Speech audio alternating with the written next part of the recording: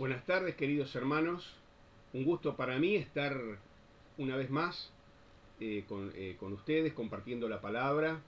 A la vez un privilegio el estar abriendo las escrituras para compartir meditaciones o reflexiones acerca de este precioso capítulo de la epístola a los Hebreos, el capítulo 11. Lo primero que vamos a hacer es leer el texto. Es un poquito extenso, es un capítulo, pero creo que siempre vale la pena hacerlo. Lo leeremos rápidamente. Dice entonces Hebreos capítulo 11 a partir del versículo 1, es pues la fe, la certeza de lo que se espera, la convicción de lo que no se ve, porque por ella alcanzaron buen testimonio los antiguos.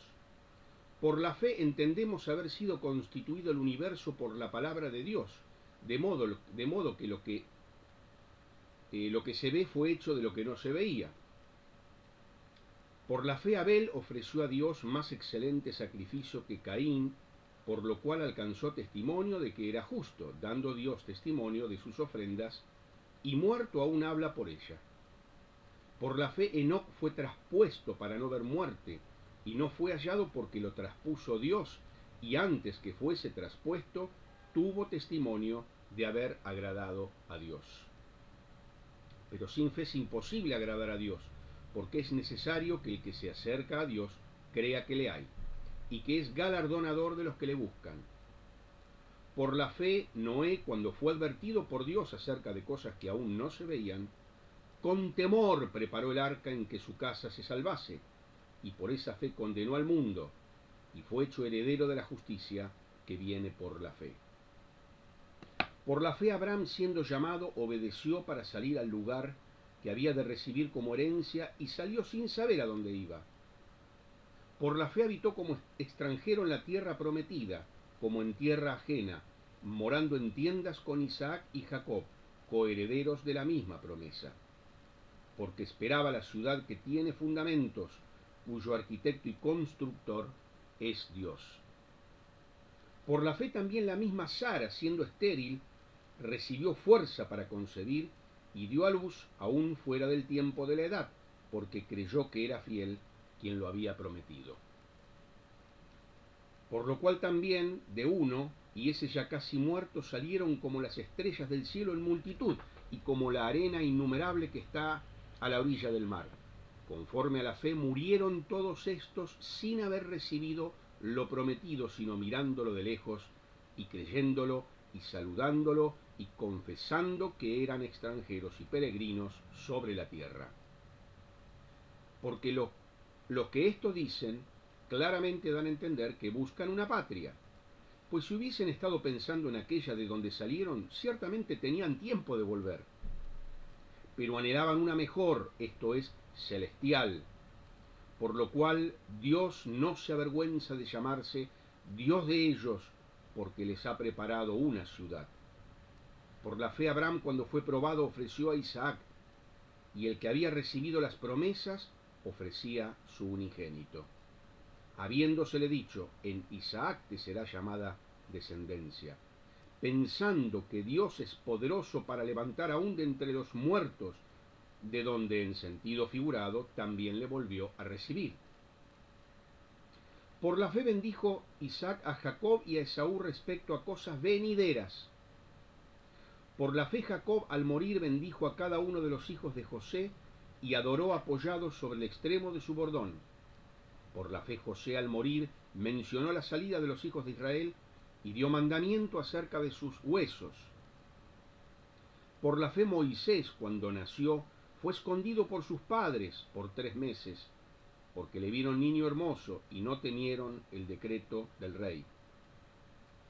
Por la fe Moisés, hecho ya grande, rehusó llamarse hijo de la hija de Faraón, escogiendo antes ser maltratado con el pueblo de Dios que gozar de los deleites temporales del pecado, teniendo por mayores riquezas el vituperio de Cristo que los tesoros de los egipcios, porque tenía puesta la mirada en el galardón. Por la fe dejó a Egipto, no temiendo la ira del rey, porque se sostuvo como viendo al invisible. Por la fe celebró la Pascua y la aspersión de la sangre para que el que destruía a los primogénitos no los tocase a ellos. Por la fe pasaron el mar Rojo como por tierra seca, e intentando los egipcios hacer lo mismo, fueron ahogados. Por la fe cayeron los muros de Jericó después de rodearlos 7 días. Por la fe Rahab la ramera no pereció juntamente con los desobedientes, habiendo recibido a los espías en paz. ¿Y qué más digo? Porque el tiempo me faltaría contando de Gedeón, de Barak, de Sansón, de Jefté, de David, así como de Samuel y de los profetas, que por fe conquistaron reinos, hicieron justicia, alcanzaron promesas, taparon bocas de leones, apagaron fuegos impetuosos, evitaron filo de espada, sacaron fuerzas de debilidad, se hicieron fuertes en batalla, pusieron en fuga ejércitos extranjeros. Las mujeres recibieron sus muertos mediante resurrección, mas otros fueron atormentados, no aceptando el rescate, a fin de obtener mejor resurrección. Otros experimentaron vituperios y azotes, y además de esto, prisiones y cárceles. Fueron apedreados, aserrados, puestos a prueba, muertos a filo de espada, anduvieron de acá para allá cubiertos de pieles de ovejas y de cabras, pobres, angustiados, maltratados, de los cuales el mundo no era digno, errando por los desiertos, por los montes, por las cuevas, por las cavernas de la tierra. Y todos estos, aunque alcanzaron buen testimonio mediante la fe, no recibieron lo prometido, proveyendo Dios alguna cosa mejor para nosotros, para que no fuesen ellos perfeccionados aparte de nosotros. Por tanto, nosotros también, teniendo en derredor nuestro tan grande nube de testigos, despojémonos de todo peso y del pecado que nos asedia, y corramos con paciencia la carrera que tenemos por delante, puestos los ojos en Jesús, el autor y consumador de la fe, el cual por el gozo puesto delante de él sufrió la cruz, menospreciando lo oprobio, y se sentó a la diestra del trono de Dios. Ustedes saben, queridos hermanos, que la división en capítulos y versículos no está en el texto original.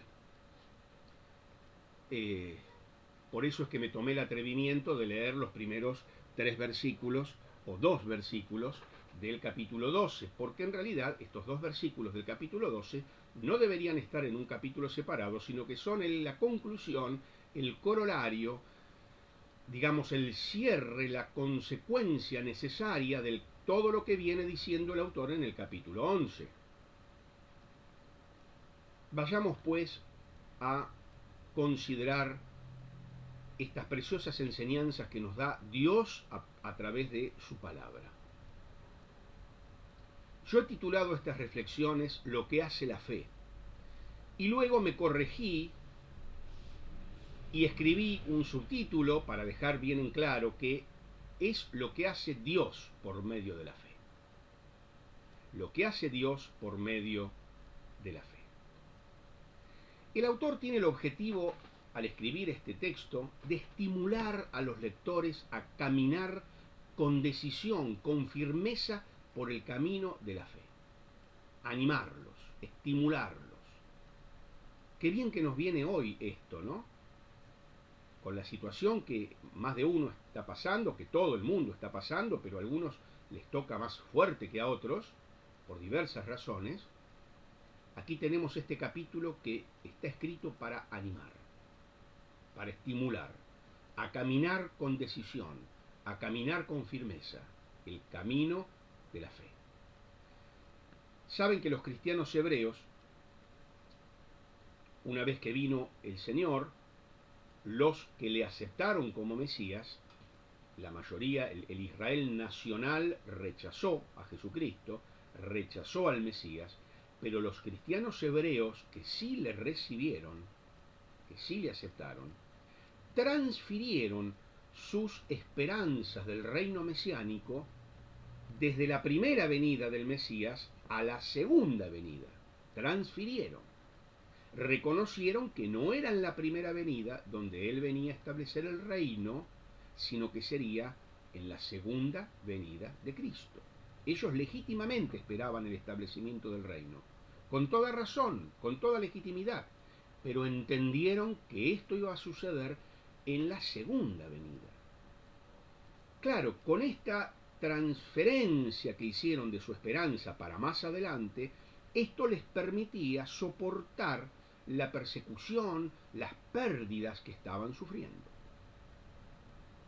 Ahora, a medida que el tiempo transcurría y que los sufrimientos cada vez se hacían más profundos, no había señales de la segunda venida, el tiempo transcurría, empezaron muchos de ellos a dudar. ¿Será que Jesús era realmente el Mesías? ¿Será que valían la pena los sacrificios que estaban enfrentando?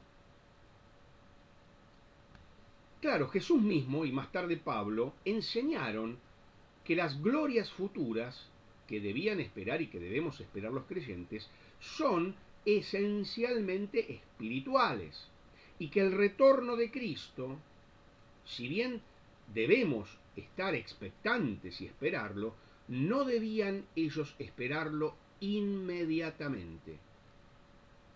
No era que el Señor se iba y en forma inmediata regresaba, no.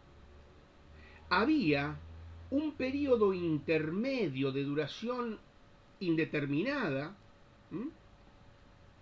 y durante ese tiempo ellos tenían que estar ocupados en algo.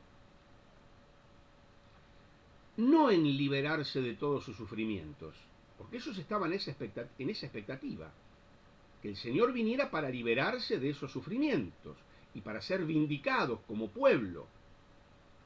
El Señor les enseña, Pablo les enseña, el autor a los hebreos, que no sabemos quién es, les enseña que transcurriría un tiempo indeterminado entre esa primera y la segunda venida, donde el Señor vendría a establecer el reino, y durante ese tiempo, más que estar ocupados en liberarse de los sufrimientos, de los sacrificios, de las persecuciones, del oprobio de la cruz, como va a decir luego en el capítulo 12, más que esto tenían que estar ocupados en la evangelización, en predicar el evangelio.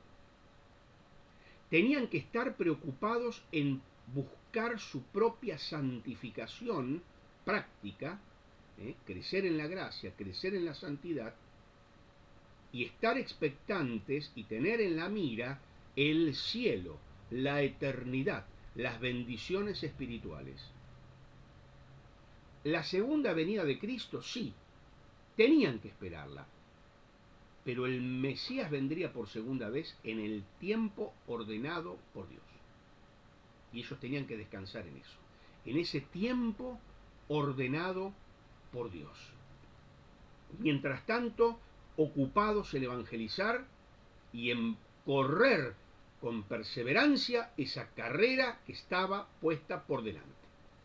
Es como si les dijera, en lugar de estar dudando, quejándose o mirando a ver cuándo se termina este sufrimiento, no. Tienen una carrera que correr por delante. Córranla. Y tengan los ojos puestos en Jesús, como va a decir luego. La necesidad para correr la carrera, es decir, lo que era necesario para correr esa carrera con éxito, era la fe. Era la fe. Y el escritor entonces va a dedicar toda su atención a ese tema. Les dice, hermanos, ustedes tienen una carrera para correr. El Mesías va a venir cuando Dios lo determine, Mientras tanto, ustedes tienen algo que hacer. Ustedes tienen una carrera para correr. Y para correr exitosamente esa carrera necesitan fe. Necesitan fe. Deben andar por fe y no por vista, porque de hecho a Jesús ya no lo veían. Deben andar por fe y no por vista. Este capítulo muestra, el capítulo 11, que este camino de la fe que ellos tenían que recorrer no era un camino nuevo. ¿Por qué? Este camino de la fe era tan viejo como toda la historia del pueblo de Dios. Y el autor a los hebreos dedica este capítulo a demostrarles que la fe que ellos necesitan para correr es la misma fe que ya pusieron de manifiesto otros hombres y mujeres de Dios que les habían precedido. El camino de la fe que ellos tenían que correr no era un camino nuevo, sino tan viejo como la historia del mismo pueblo de Dios. Y ellos tenían que estar dispuestos a correr esa carrera, la que estaba puesta delante de ellos, tomando como modelo, tomando como ejemplo, la fe de esos hombres y mujeres que están citados en el capítulo 11. Entonces la estructura del tema es, primero, el autor nos habla de qué es la fe, luego nos da los ejemplos, luego dice que nosotros tenemos algo mejor que ellos, que esas personas que acaba de citar, que son ejemplos para nosotros, pero para nosotros se ha previsto algo mejor, y como consecuencia de eso tenemos una responsabilidad. Por eso es que hay que leer conjuntamente con el capítulo 11 los primeros versículos del capítulo 12. No es que sea mi intención invadir el tema del próximo hermano que seguramente tratará el capítulo 12. Lo que sucede es que no podemos de una manera arbitraria poner divisiones donde en realidad en el texto original no las hay.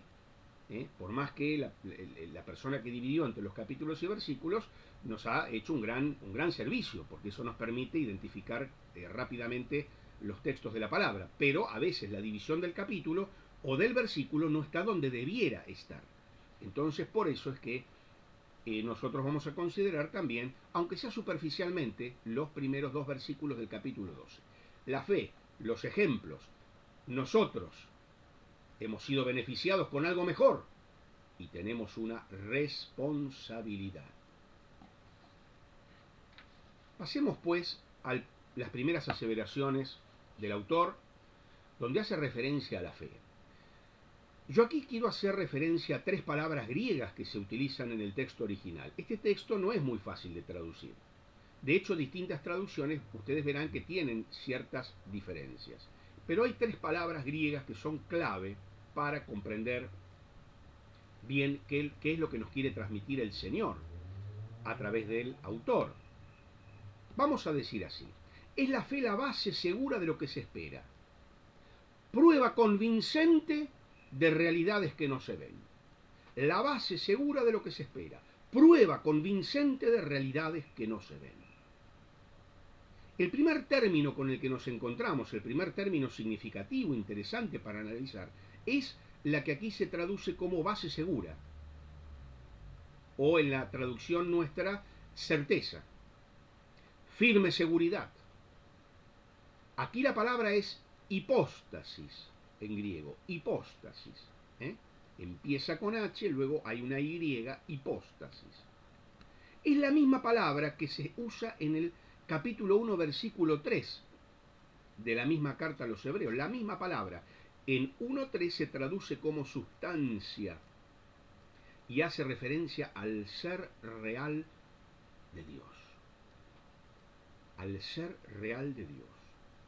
Lo que está queriendo decir el autor en ese capítulo 1, versículo 3, es que debajo de las cosas, debajo de las circunstancias cambiantes del mundo, hay algo, una sustancia, una base, un fundamento, un cimiento que permanece.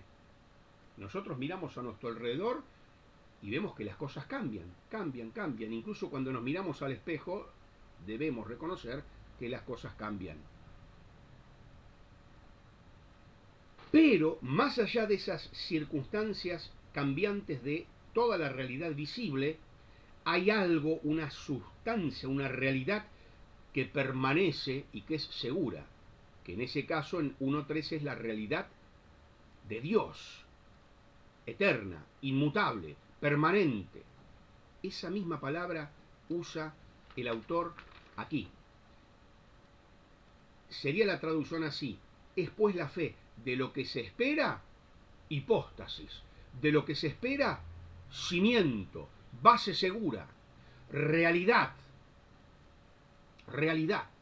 posesión real. Interesante e importante es este concepto, lo que nos dice acá el autor es que la fe es el título de propiedad de las cosas que esperamos. El cimiento, la base, la sustancia, el título de propiedad, la confianza, la garantía de las cosas que esperamos. ¿Por qué? Porque desde la perspectiva de Dios, nosotros ya poseemos todas sus promesas. Dice la Escritura que ya estamos sentados en los lugares celestiales con Cristo y ya tenemos la vida eterna. De modo que la fe es considerar a esas cosas que esperamos como que ya son nuestras. La fe no es, yo tengo fe que todo va a cambiar y que todo va a ser mejor, una cosa así vaga, que puede o no. Tengo fe que me voy a ganar la lotería, tengo fe que me va a ir bien en... No, en realidad no tenemos seguridad de nada de eso. No tenemos la seguridad de nada de eso. Tengo fe que nunca me voy a enfermar. No. No tenemos la seguridad de nada de eso. La fe verdadera es de las promesas de Dios que esperamos, que ya las tenemos. Ya tenemos la garantía, el título de propiedad. Es como que ya están cumplidas, aunque todavía las esperemos, pero ya están cumplidas. Y la seguridad de eso nos la da Dios mismo. ¿Por qué? La segunda palabra que yo quiero que analicemos es la palabra que se traduce como la certeza de lo que se espera, la convicción. La palabra que se traduce como convicción, que sería prueba convincente. Aquí la palabra es elenjos. Elenjos, en griego, ¿no? Esta palabra quiere decir que es una evidencia, parecería una contradicción, evidencia que no se ve. Porque evidencia sería algo, evidencia hace referencia a algo que se ve, que es evidente, que aparece ante nuestros sentidos, ante nuestros ojos, y no lo podemos negar. O sea, algo que no hace falta demostrar porque se ve.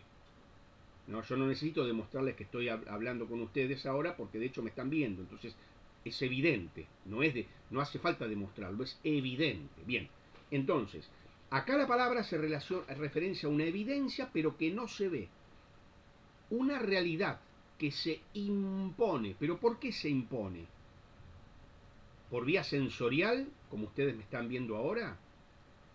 No, se impone por la autoridad de quien lo afirma. Entonces, la firme seguridad y la prueba de aquellas cosas que no se ven, la prueba es que lo dijo Dios.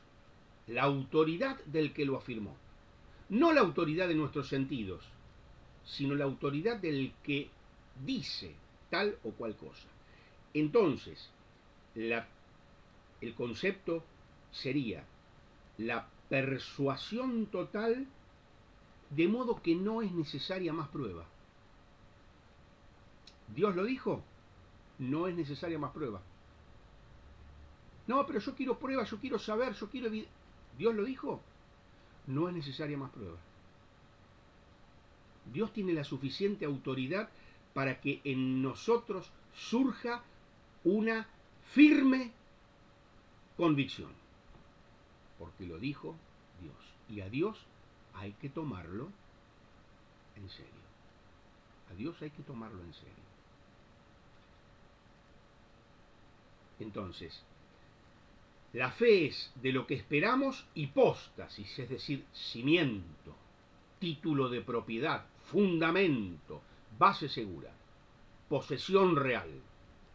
De lo que no se ve, prueba convincente, una evidencia que aunque no se ve, descansa en la autoridad de quien lo afirma, que es Dios. De modo que estoy totalmente persuadido y no necesito más pruebas. No necesito más pruebas. Señor, no necesito que me des ni una prueba más de nada. Vos lo dijiste, yo lo creo. No necesito pruebas. Qué diferente a cualquier ser humano que a usted o a mí nos dice algo, hacemos muy bien en exigir pruebas. Porque hoy mucha gente dice cualquier cosa y no aporta pruebas. Hacemos muy bien en tener un pensamiento crítico y pedir pruebas. Pero a Dios no. No necesito pruebas. Lo dice Dios. Ya es prueba convincente, ya es prueba suficiente. Pero es prueba convincente, dice, de aquellas cosas que no se ven. La palabra es pragmatón. Y la palabra hace referencia a que la fe es la certeza de lo que se espera, la prueba convincente de realidades que no se ven. Ese es el sentido de pragmatón, realidades que no se ven, pero son realidades. De ahí viene la palabra pragmático, que sería traducido algo así como algo práctico, algo real, algo práctico, no una entelequia bla bla bla. No, algo práctico, real, pragmático. ¿Mm? De ahí viene la palabra, entonces, acá quiere decir las realidades en las que creemos no son meras ideas, ilusiones, conjeturas, algo imaginario, algo fantasioso, no, son algo concreto, real, práctico. La fe bíblica, dice un autor, trata solo con la verdad y con la realidad. Entonces la fe es ese cimiento, ese fundamento que me hace considerar las cosas que espero como que ya las tengo. La fe es esa actitud que me hace no tener necesidad de exigirle pruebas a Dios, porque lo dice Dios y yo tengo plena convicción. Y la fe es esa actitud que me hace considerar las cosas que no se ven como realidades más reales aún que las cosas que se ven. Más reales aún que las cosas que se ven.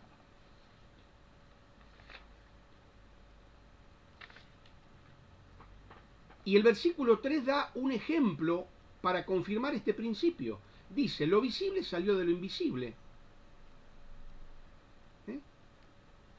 Todo lo que vemos, ¿de dónde surgió? De la palabra de Dios. ¿Usted y yo vemos la palabra de Dios? No, no se ve la palabra de Dios.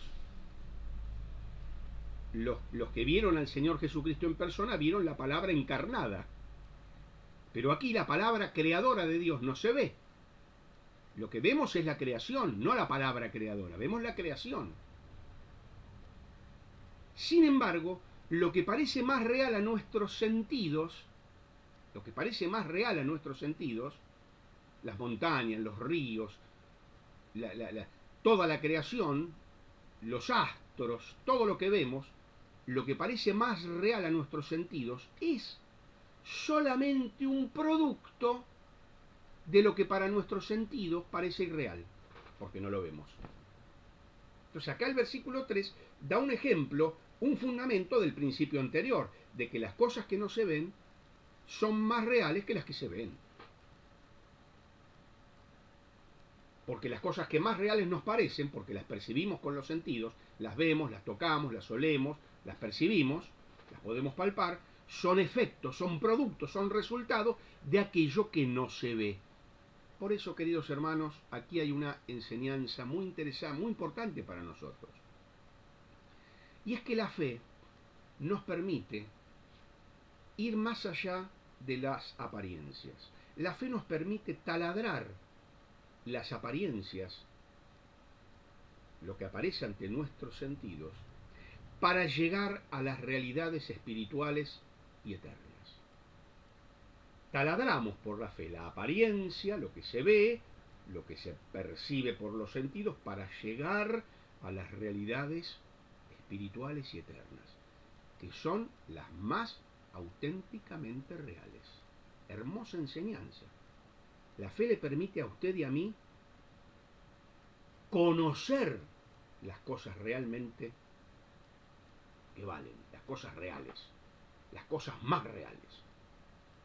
El racionalismo, que es esa manera de pensar muy propia del siglo XVIII en adelante, nos dice, para entender hay que dejar de creer. La razón pura. Para entender hay que dejar de creer. Todo lo que percibimos con los sentidos, el cristianismo, Dios nos enseña en creer para entender. No para entender hay que dejar de creer. Creer para entender mejor, lo real, lo profundo, lo que vale, lo verdadero.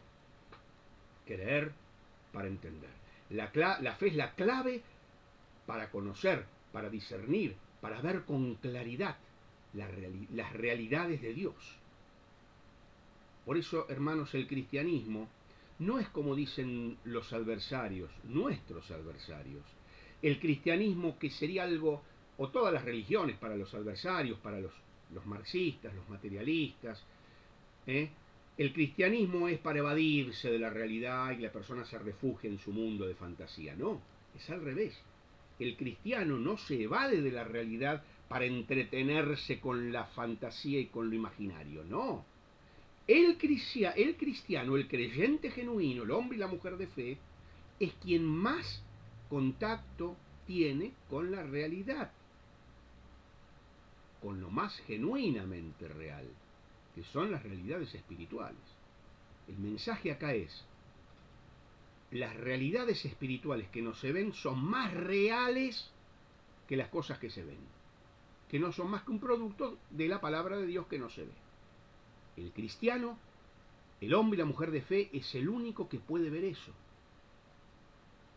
Que creyendo en la palabra de Dios, creyendo en lo que Dios dice, puede taladrar esas apariencias y ver más allá de lo sensible, de lo sensorial, de lo que los sentidos nos ofrecen.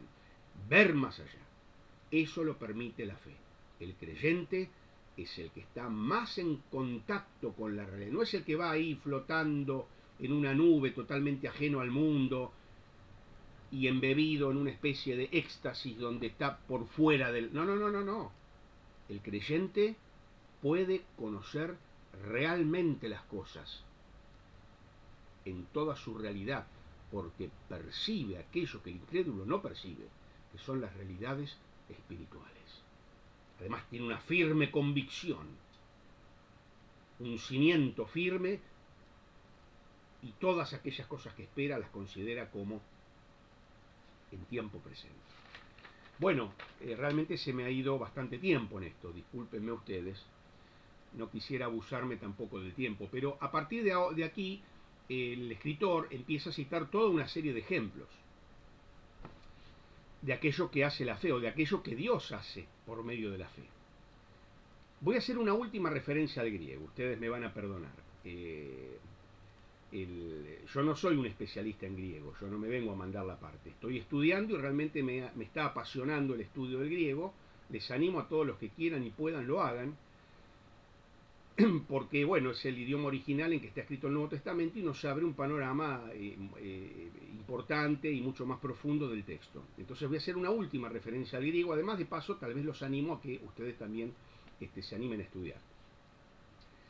En todos el capítulo se usa una, digamos, lo que en griego se llama dativo de medios. ¿Qué quiere decir? Ese por la fe, dativo de medios se llama, por la fe. Lo que está diciéndonos esto es que el texto no atribuye ningún poder mágico a la fe. No es fe en la fe, como algunos predicadores predican también, fe en la fe. Todo lo que creas y todo lo que pienses se va a hacer realidad, fe en la fe, que no es otra cosa que la nueva era infiltrada y metida dentro de la iglesia, desfigurando y digamos de alguna manera destruyendo el mensaje original de la escritura. No hay un poder mágico en la fe. La fe es solo el medio por el que recibimos cosas de Dios. Es el medio, dativo de medio se llama. La fe no es en sí mismo lo que nos produce, la que nos genera todo esto que vamos a ver ahora, sino es Dios. Por medio de la fe recibimos de Dios. ¿Cuál es el principal logro de la fe? Llamémosle así. Lo principal que podemos recibir de Dios por nuestra fe. ¿Qué es lo principal y más importante que podemos recibir de Dios por medio de la fe? Indudablemente que es que Dios se agrade de nosotros. La fe hace que agrademos a Dios. Punto número 1. La fe nos hace agradar a Dios. Dios nos acredita. Dios da buen testimonio de aquellos que creen en Él. ¿Saben por qué digo que es lo principal que nos logra la fe? Porque el propósito de la vida del hombre en la tierra es glorificar a Dios. Es glorificar a Dios. El propósito del hombre en la tierra no es ser feliz y bla, bla, bla, bla. No. El propósito del hombre en esta tierra es glorificar a Dios. El propósito del creyente y de la iglesia sí es predicar el evangelio, ser luz del mundo, miles de cosas podemos citar. Pero el número 1 es glorificar a Dios. En la Nueva Versión Internacional dice, esto es lo que sirvió para acreditar a los personajes de la antigüedad. Esto, la fe. Aquellos que han tenido fe son dignos de la alabanza de Dios. Dios los acredita. Dios da testimonio de ellos porque creyeron. Agradaron a Dios. Es lo máximo que podemos ansiar en nuestra vida, agradar a Dios. ¿Esta es la principal motivación de nuestra vida? ¿Agradar a Dios? ¿O hay mil de otras motivaciones que están adelante? Agradar a Dios. Y acá da ejemplos. Abel agradó a Dios. Su sacrificio por la fe agradó a Dios. Enoc, Dios lo trasladó. ¿Por qué Dios lo trasladó? Porque su andar en fe agradó a Dios. Y después menciona a Noé. Halló gracia delante de Dios. Agradó a Dios. Su andar de fe agradó a Dios. Entonces, ¿Dios qué hizo? Le avisó de la catástrofe que iba a venir. Le avisó. Porque Moisés, por medio de su fe, agradó a Dios. Entonces este es un concepto centralísimo. El agradar a Dios. No debe haber motivo más grande en la vida nuestra que buscar la aprobación de Dios. Que buscar agradar a Dios. Muchas veces, incluso desde los púlpitos, se predica la fe, la necesidad de la fe, ¿para qué? Para obtener cosas de Dios. Si usted quiere sanidad, tenga fe. Si usted quiere prosperidad, tenga fe. Si usted quiere, tener éxito en el ministerio, tenga fe. Si usted quiere sobreponerse a las pruebas y a las dificultades, tenga fe. Si usted quiere, es decir, la fe como modos de obtener cosas de Dios. Pero lo principal no es obtener cosas de Dios. El verdadero motivo para ejercer fe es agradar, honrar a Dios. Mi fe honra a Dios, agrada a Dios. En el versículo 6 dice, sin fe es imposible agradarlo. ¿Saben cómo sería la traducción exacta, así enfática? Sin fe es imposible agradarlo en lo absoluto. Es enfático. Sin fe es imposible agradarlo en lo absoluto. ¿No es cierto que cuando no se da crédito a nuestra palabra nos ofendemos? ¿No me crees? Te lo estoy diciendo y no me crees. No me llevas el apunte. ¿Dudas de mí? Y si nosotros, que somos bastante mentirosos muchas veces, y nuestras palabras muchas veces no son veraces, nos ofendemos cuando se duda de nuestra palabra, ¿cuál debe ser la ofensa a Dios cuando dudamos de su palabra? ¿Será así? Cuidado. Hay que tomar en serio a Dios.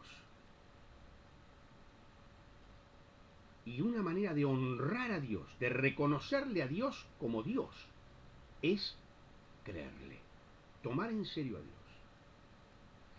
Por eso, cuando tomamos en serio a Dios, la fe produce el segundo de los puntos en los que vamos a meditar. La fe produce obediencia.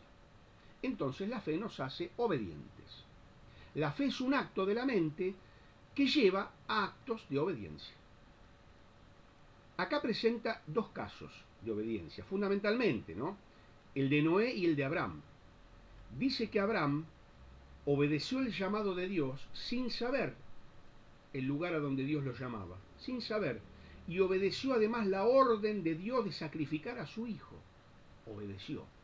Dice que lo ofreció, es decir, que la palabra aquí indica un acto plenamente realizado en el interior del corazón de Abraham. Él lo ofreció. Es decir, no llegó a inmolarlo, pero sí llegó a ofrecerlo. Lo ofreció, lo mejor que tenía. Plena fe, no fe ciega, porque Dios nos exige una fe ciega. Nuestros ojos están bien abiertos. Y cuando miramos a Dios tenemos fe porque Dios es digno de nuestra confianza. No es una fe ciega. Fe en cualquier cosa. Fe en los helechos. Fe en los ladrillos. No.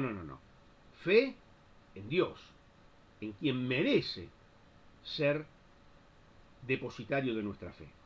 Entonces, ¿cuántas veces nosotros no realizamos nada en la vida para Dios porque queremos toda la información por adelantado? Fíjense que Abraham no quiso, no necesitó esto. Dios lo dice, voy y sigo. No sé a dónde voy, pero sigo a Dios. Dios siempre toma la iniciativa.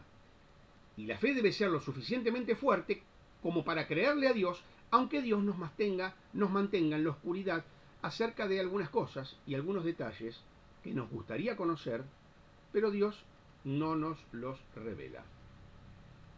Pero la fe de Noé es muy interesante también, porque Noé no solo gozó de la aprobación de Dios, sino que a Noé se le ordenó hacer algo.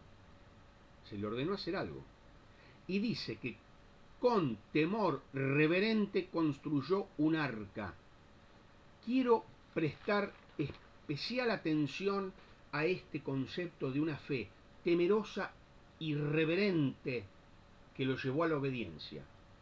El concepto es que cuando Noé recibió de Dios la comunicación, el mensaje de parte de Dios, él obedeció rápidamente con temor. ¿Qué es la reverencia? La reverencia es saber, ser consciente de quién es Dios y apresurarse a obedecerlo. ¿Cuántas veces en nuestra vida no hay la suficiente reverencia? Tal vez en nuestras reuniones, en nuestros momentos de canto, en nuestros, incluso a veces desde el púlpito. No hay suficiente reverencia. Reverencia es la conciencia de quién es Dios, de que Dios es nuestro Padre, sí, pero está muy por encima de nosotros. Y eso nos tiene que llevar a una actitud de temor y reverencia. No miedo, temor, amor reverente ante un Dios que es tan distinto al ser humano, tan inconmensurable, tan eterno, infinito, omnipotente. Y ninguna de nuestras palabras puede abarcar lo que es Dios. Por más que seamos muy elocuentes y usemos todas las palabras del diccionario, no pueden abarcar lo que es Dios. Cuando tenemos cuanta más conciencia tenemos de quién es Dios, más temor reverente tendremos ante Él. Nuestras palabras se caracterizarán por la reverencia, sabiendo que Dios oye. Nuestras posturas corporales, el modo en que alabamos a Dios, reverente, el modo en que celebramos la cena del Señor, en ese silencio reverente, el modo en que nos preparamos para la reunión, ese silencio reverente en oración, como uno veía antes, ¿no? Ahora no se ve demasiado esa actitud en las reuniones, pero bueno, esa actitud de reverencia. Pero esa actitud de reverencia hace que le tomemos la palabra a Dios y que actuemos inmediatamente como hizo Noé. No le decimos a Dios, espera un poquito que termino esto y voy. ¿Cómo? Espera un poquito que termino esto y voy. Ya te voy a servir cuando me case. Ya te voy a servir cuando termine de estudiar en la facultad. Ya te voy a servir cuando me jubile y tenga más tiempo. Soy demasiado, ya te voy a servir. ¿Cómo? El temor reverente hace de que yo actúe inmediatamente. No le puedo hacer esperar a Dios. Dice un precioso himno, cuánto el Señor ha esperado por ti, ¿no? Y hoy sigue esperando otra vez. Es un himno que se aplica a los no creyentes, ¿no? Termina diciendo, no te demores y ven. Pero eso también se aplica a nosotros. ¿Cuánto ya está esperando el Señor para que nos decidamos a servirle y obedecerle? ¿Cuánto más le vamos a hacer esperar a Dios? No, cuándo tal cosa, cuándo tal otra. Nunca nos decidimos, le hacemos esperar a Dios. La fe de Noé fue una fe que se caracterizó por ser temerosa y reverente. Y es ejemplo para nosotros. Prestémosle atención a Dios. Una fe que no discute, una fe que no cuestiona, una fe que no evade la responsabilidad de lo que Dios nos pide. Una fe que actúa inmediatamente y que además persevera a pesar de los obstáculos. Piensen, Noé, el desprecio, la burla, el abuso que habrá sufrido de parte de sus contemporáneos ahí, construyendo un barco, una cosa así que ni se sabía que era en medio del desierto. Noé, dice, continuó proclamando la verdad, advirtiendo acerca del juicio y trabajando en el arca. Una fe que obedeció inmediatamente y de modo perseverante. Una fe que inicia el trabajo y lo termina. Una fe que no deja a mitad de camino las cosas, a medio hacer. ¿Cuántas veces nos caracterizamos por dejar todo a medio hacer? En el trabajo, en la vida cristiana, en la iglesia, en la familia, a medio hacer. Mira, esto te deja todo a medio hacer. Empieza a pintar una pared, la deja por la mitad. Empieza a leer un libro, lo deja por la mitad. Empieza una carrera, la deja por la mitad. Empieza el camino, empieza a venir a la iglesia, a las 2 o 3 semanas, de pronto uno no lo ve más. Inconstancia, eso no es fe. Eso no es fe. Temor de Dios no es un entusiasmo inicial, es perseverancia, una obediencia que se sostiene en el tiempo. Una obediencia que se sostiene en el tiempo. Y termino citando esta frase, dice, nadie sabe a dónde lo llevará su fe, pero no debe temer seguir a Dios. Dios solo guarda cosas buenas para sus hijos obedientes. ¡Qué maravilla!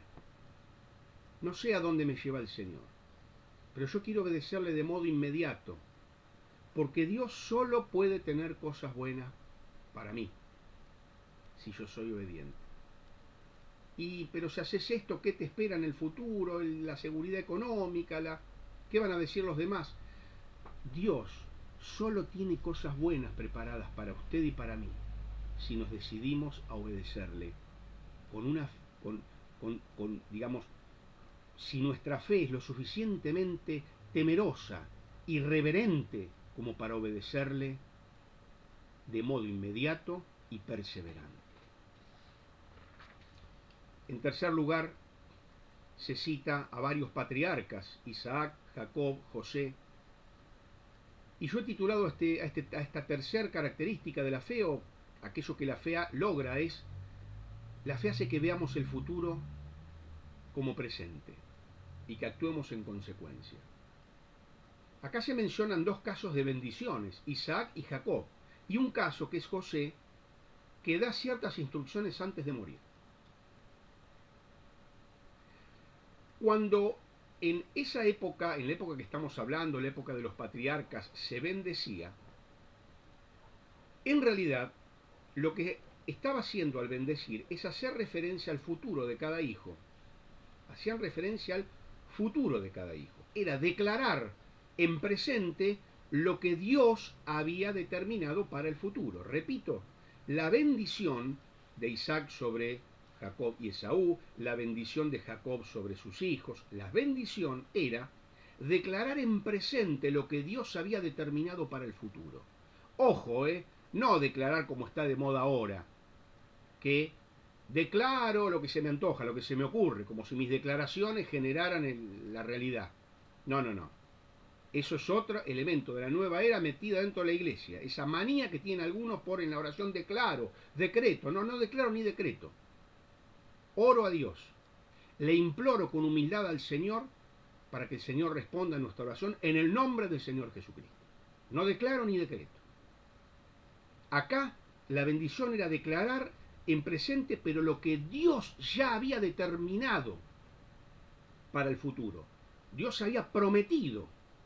Y yo, teniendo fe en esa promesa de Dios, lo declaro porque tengo fe en la promesa de Dios. Lo declaro, lo digo públicamente, lo proclamo.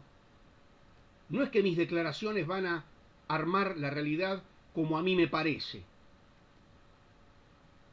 Otro de los errores que uno ve en la actualidad. Entonces, Isaac bendice a Jacob y a Esaú poniendo en vista el futuro de ambos. Jacob también actúa por fe, creyendo firmemente que Dios le daría la tierra prometida a su descendencia. Ellos veían el futuro como si ya estuviera cumplido, aunque ninguno lo vio. Y José, antes de morir, creyendo firmemente en la promesa hecha a sus padres, mandó que sus restos fueran trasladados a Canaán, porque veía el futuro como cumplido. Aunque él no lo vio con sus ojos, pero con sus ojos espirituales lo veía como cumplido. 3 generaciones de herederos viviendo en tiendas como extranjeros en su propia tierra. La fe por eso sabe esperar y deja que Dios cumpla sus promesas a su tiempo y a su manera. Mientras tanto, ve las promesas de Dios como ya cumplidas, como le decíamos en el análisis del primer versículo. Eso es fe, una fe visionaria, una fe que mira hacia el futuro y hacia la eternidad, una fe visionaria. ¿Saben que los patriarcas que están mencionados tenían muchas razones para no creer? Fíjense, Isaac dice que creyó en las cosas venideras a pesar del pecado. Si analizamos la vida de él y la de sus hijos, es una vida de egoísmo, de engaños, de maquinaciones de los hijos, toda una cosa enrarecida. Una familia enrarecida, donde la madre prefería a uno, el padre prefería al otro. Una familia enrarecida, la verdad es esa. Pero él creyó en esas cosas venideras a pesar de todo eso. Jacob creyó a pesar, no solo que no poseyó la tierra, sino que se vio obligado a salir de la tierra y trasladarse a Egipto. Es decir, que lo que él veía, lo que él experimentó era lo contrario a la promesa. Creyó igual. Y José, queridos hermanos, si alguien debió haber perdido la fe era él. Vendido, acusado falsamente, encarcelado, en la cárcel olvidado. Un hombre de Dios en tierra extranjera. Muere en tierra extranjera. ¿Saben? Todos los indicios iban en contra, pero ninguno de ellos dejó de mirar con sus ojos espirituales a la promesa como ya cumplida. La fe nos da esa visión de futuro, a pesar de que los indicios sensibles y visibles indiquen lo contrario. La fe me permite mirar hacia el futuro y ver ya cumplidas las promesas de Dios. La fe nos da visión. Pero no solo nos da visión para ver el futuro como que ya está cumplido lo que Dios prometió, no solo nos permite ver el futuro. La fe bíblica no solo nos hace mirar hacia adelante, sino que también nos hace mirar hacia arriba. Nos hace mirar hacia arriba. La fe, y acá tenemos el ejemplo de Moisés, la fe nos conduce a renunciar a lo inferior para preferir lo superior. Es solo la fe la que te da a vos y a mí ese discernimiento de poder ver todo con claridad, poder sopesar, evaluar y ver hacia la eternidad, decidir lo mejor. La fe discierne lo mejor y nos lleva a tomar decisiones sabias. Discierne lo mejor y nos lleva a tomar decisiones sabias. Dice que Moisés tomó la decisión de sufrir los malos tratos que sufría el pueblo de Dios antes que gozar de la vida cómoda y ligera de Egipto. Dice que su mirada estaba puesta en el galardón, en la gloria verdadera, en la gloria verdadera. Por eso la fe, queridos hermanos, nos permite discernir dónde están las verdaderas riquezas, dónde está el verdadero bien, y nos permite tomar decisiones de trascendencia eterna. Esto es la fe. La fe tiene como un radar espiritual y nos permite detectar dónde está lo mejor, seguir lo mejor. Esto es lo mejor, lo tomo, esto no, lo desecho, esto no me sirve. Ese radar espiritual nos da esa sabiduría. Moisés rechazó, dice, todo cuanto el mundo podía ofrecerle, pero ¿saben? No por masoquismo, para sufrir un rato, para pasarla mal un rato, ya que no tengo nada que hacer, me la rebusco para sufrir un poco. No, no, entonces sería producto de una mente enferma. Esa gente que siempre le gusta sufrir, toma decisiones erróneas y siempre sufre, siempre comete los mismos errores a lo largo de toda su vida. Los psicoanalistas hablan de casi un masoquismo inconsciente, ¿no? Como un deseo de autocastigo, ¿no? Siempre toman las mismas decisiones erróneas y siempre les sale mal, porque cometen una y otra vez los mismos errores. Hay gente que le pasa esto, que está atrapada en un ciclo de cometer siempre los mismos errores a lo largo de toda su vida. No, Moisés no buscaba sufrir. Moisés no buscaba pasarla mal porque le gustaba o porque creía que sufriendo se iba a ganar el cielo. No, no, no. Moisés sabía bien lo que hacía. Él esperaba un galardón. Esperaba un galardón. Dice que estimó. La palabra estimar quiere decir que pensó en el asunto y tomó una decisión deliberada. Pensó en el asunto y tomó una decisión deliberada de heredar las promesas de Dios. Él pensó, evaluó, se tomó el tiempo para estimar, para pensar, para evaluar, y llegó a la conclusión de que el galardón de Dios era mejor que el galardón de Egipto.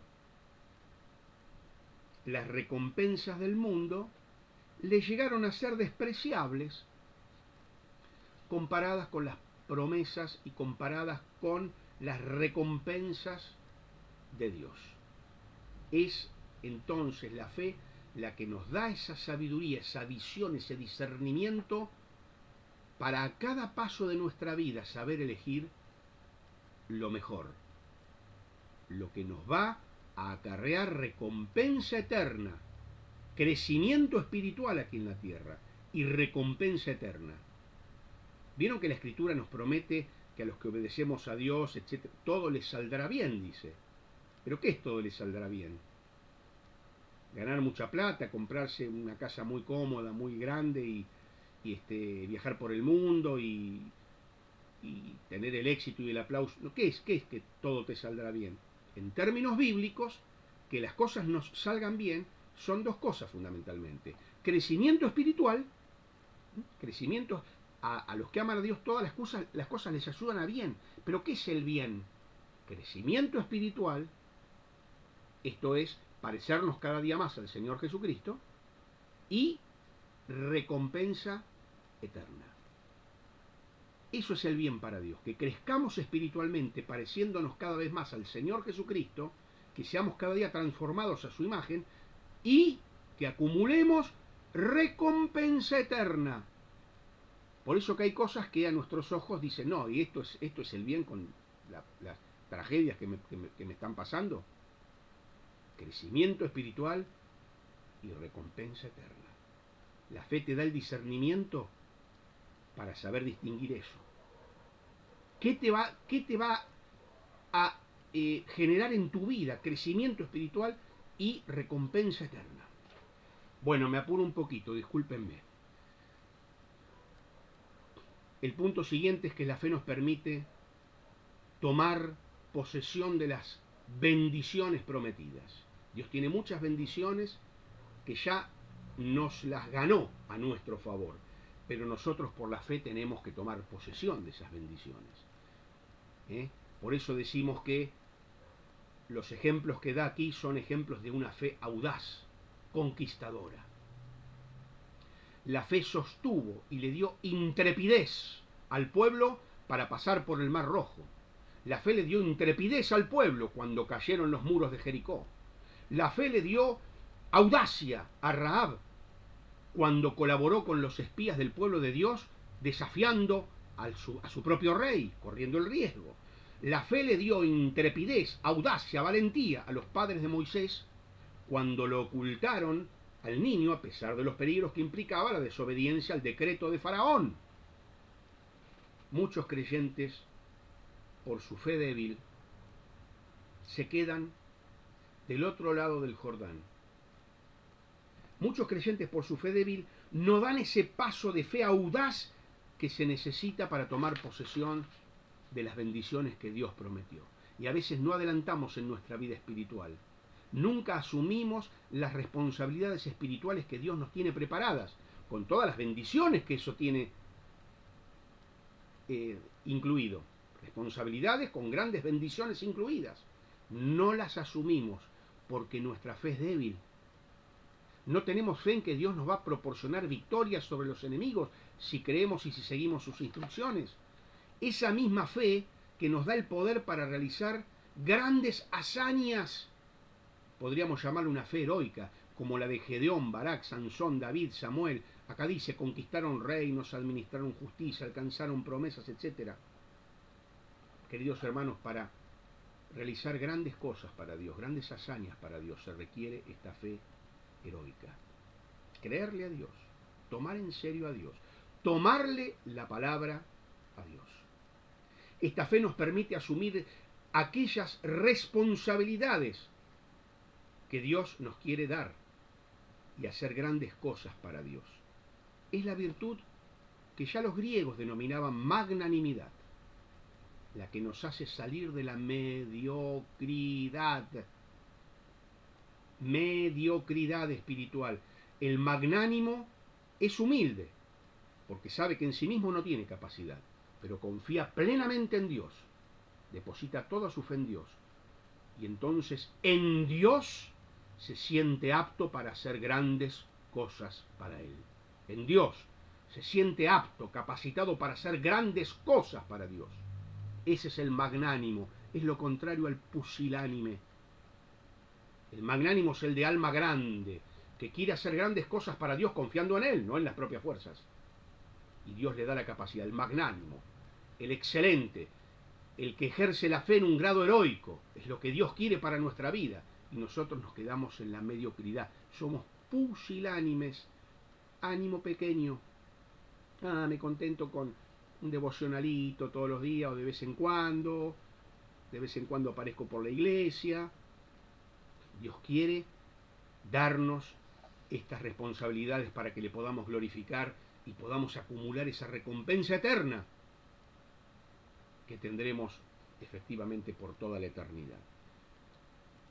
Y la fe, queridos hermanos, nos capacita para soportar los padecimientos. Nos sostiene en el sufrimiento, lo vemos en los versículos 35 al 38. Esta es la marca suprema de la fe auténtica. La fe auténtica no está tan preocupada por lo que sucede de este lado de la muerte como por lo que sucede del otro lado. Y puede tolerar, sostenerse, sobrellevar, puede bancarse los padecimientos y los sufrimientos, porque la fe los sostiene. Dios los sostiene. Esa persona que puede estar pasando tragedias, pero está más preocupada por lo que va a pasar del otro lado que de lo que pasa de este lado. Tiene en vista el galardón, el futuro, la eternidad. Un autor dice, la fe más brillante es la que brilla cuando el bien se ha desvanecido, cuando el mal está entronizado y cuando la vida parece totalmente irracional. No nos explicamos por qué pasa tal cosa, irracional. Ahí es donde está la marca suprema de la fe auténtica, esta fe que nos sostiene en los peores sufrimientos. Da muchos ejemplos aquí, yo ya estoy con tiempo vencido, queridos hermanos, los pasamos por alto. Por último, quiero decirles que la fe nos eleva por encima del mundo, nos hace muy diferentes. Por eso dice el versículo 38, de los cuales el mundo no era digno. Los perseguidores de la iglesia, de los cristianos, de los hombres y mujeres de fe genuina, pensaban que ellos no eran dignos del mundo, pero la verdad era que el mundo no era digno de ellos. El veredicto de Dios es este: el mundo no podía compararse con ellos. Este es el veredicto de Dios. El mundo no podía compararse con ellos. Estos hombres y mujeres de fe eran de un carácter elevado, por encima del resto del mundo. Por encima del resto del mundo. En 1 Corintios 4:11 dice: hemos venido a ser la basura del mundo, los desperdicios de la humanidad, dice el apóstol Pablo. Tremendo, ¿no? Pero saben, en la misma medida que somos humillados y menospreciados por el mundo, somos levantados y valorados por Dios. En la misma medida. Por eso, queridos hermanos, por lo que más quieran, en el nombre del Señor, una marca suprema de la fe genuina es ser diferentes al mundo. Vidas diferentes. Creyentes que hablan de un modo diferente, que piensan de un modo diferente, que se visten de un modo diferente al mundo. Creyentes que su conducta difiere, que resalta, que se nota a la legua de que no son iguales al resto, que no buscan mimetizar. Iglesias que son totalmente diferentes al mundo, donde en la alabanza no se escuchan las mismas tonadas que en el mundo, donde las actitudes no son las mismas actitudes que tiene el mundo. Tiene que verse la diferencia. Dios quiere un pueblo santo, quiere decir separado, distinto. La fe nos eleva por encima del mundo, nos hace distintos, nos hace diferentes, hace que no estemos buscando parecernos al mundo. A veces con la excusa de atraer al mundo a la iglesia queremos parecernos al mundo. No es el mensaje de Dios. El mensaje de Dios es que debemos ser diferentes. Y así estaremos en condiciones de predicar el Evangelio, siendo diferentes, porque Dios es algo totalmente distinto a todo, y el creyente tiene que destacarse, resaltar como algo distinto. No ser del servicio secreto de Dios. Nadie se entere que soy cristiano. Que todos puedan vernos como personas que están por encima de los estándares de conducta y de pensamiento del mundo. Queridos hermanos, en el versículo 28 se dice que la fe de Moisés se mostró en creer que mediante la sangre del Cordero las casas de los israelitas quedarían al salvo de la muerte. También Rahab, al colocar ese cordón rojo en la puerta, recuerdan, es una buena figura de este mismo principio. La fe en la sangre. Lo mismo que la fe hizo para Moisés puede hacerlo para todo aquel que crea en Cristo, crucificado, muerto y resucitado. El poder salvador de la sangre de Cristo, que derramó su sangre para redimirnos, para limpiarnos de todo pecado, pagando Él la paga que merecían nuestros pecados. Ese poder salvador de su sangre se aplica a cada vida en el instante mismo en que creemos. La fe hace que el poder de la sangre se nos aplique, nos limpie, nos haga unas nuevas criaturas.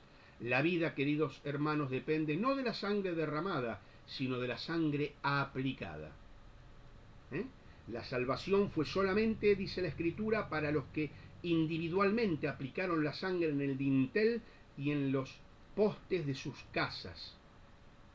Esta verdad se aplica a la sangre del Señor Jesús, el Cordero de Dios. La sangre salva solamente cuando la aplicamos a nuestra vida, nos apropiamos de su poder salvador por la fe. Por la fe. Queridos hermanos, la fe hace que agrademos a Dios. Es lo mejor que hace la fe por nosotros, que le agrademos, que le glorifiquemos. Al tomarlo en serio, al tomarle la palabra a Dios, la fe hace que seamos obedientes. La fe nos permite ver el futuro como algo presente, cumplido. La fe nos permite discernir, valorar y tomar decisiones sabias. La fe nos permite tomar posesión de las bendiciones que Dios nos preparó. Y la fe nos permite realizar esas grandes obras, esas grandes cosas para Dios y para su gloria. La fe nos sostiene en el sufrimiento. La fe nos eleva y nos hace muy diferentes al mundo.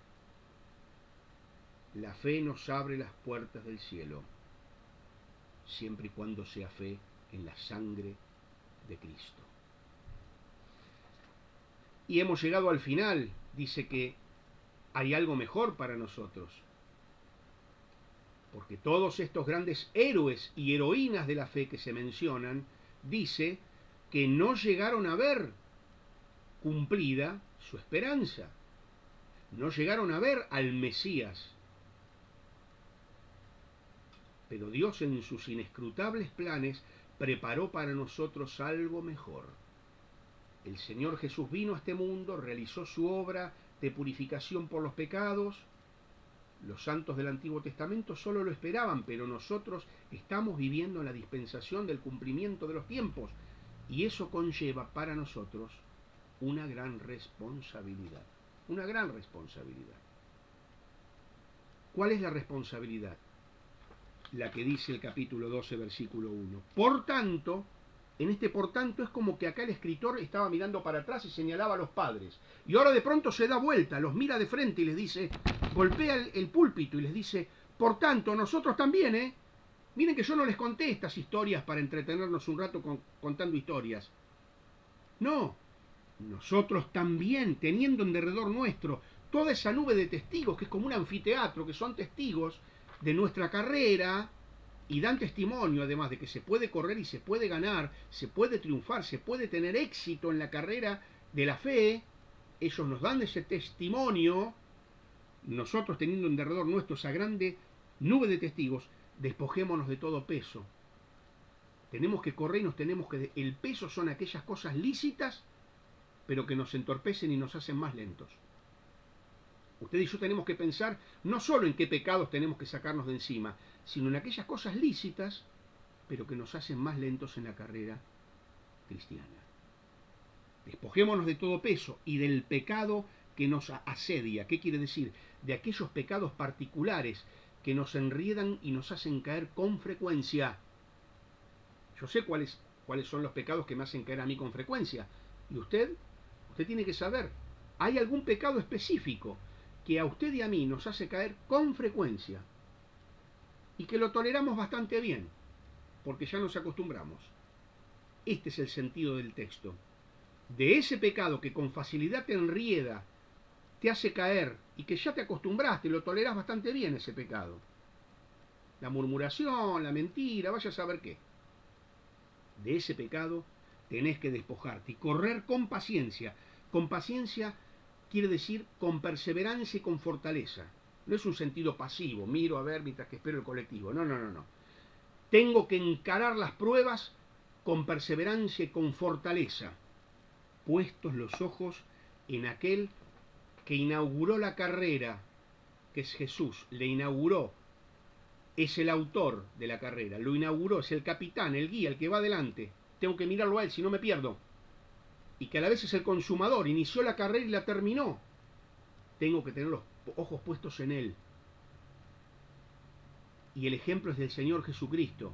¿Por qué pudo correr con éxito? ¿Por qué el Señor pudo correr con éxito? Porque